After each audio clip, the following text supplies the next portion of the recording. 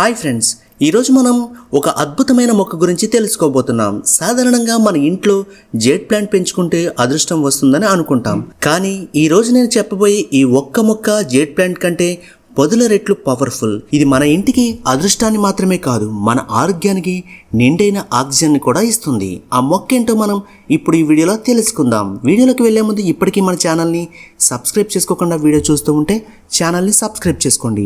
ఈ వీడియోకి ఒక లైక్ వేసుకోండి. ఇంకా ఆలస్యం చేయకుండా వీడియోలోకి వెళ్ళిపోదాం. చాలా మంది ఇంట్లో జేడ్ ప్లాంట్ పెంచుకుంటే అదృష్టం వస్తుందని అనుకుంటాం.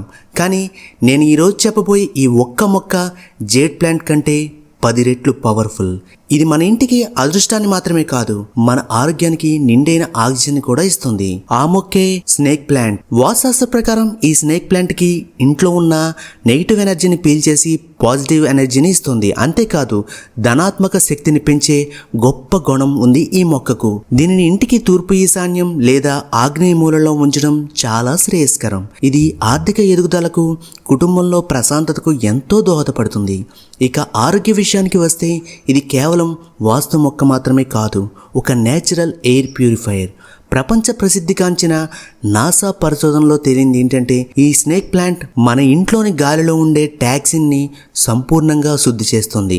చాలా వరకు మొక్కలు పగటిపూట మాత్రమే ఆక్సిజన్ ని విడుదల చేస్తాయి, కానీ ఈ స్నేక్ ప్లాంట్ రాత్రి వేళల్లో కూడా ఆక్సిజన్ ని విడుదల చేస్తుంది. అందుకే దీనిని బెడ్రూమ్ లో పెట్టుకోవడం వల్ల మంచిగా నిద్రపడుతుంది.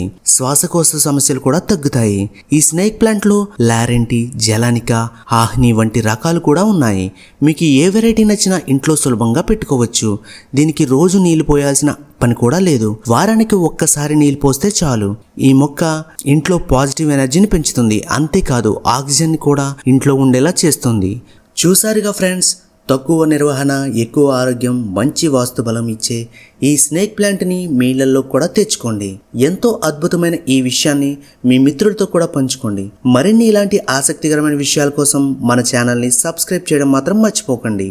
మీకు ఇష్టమైన ప్లాంట్ ఏదో కామెంట్ బాక్స్లో చెప్పండి. Thanks for watching.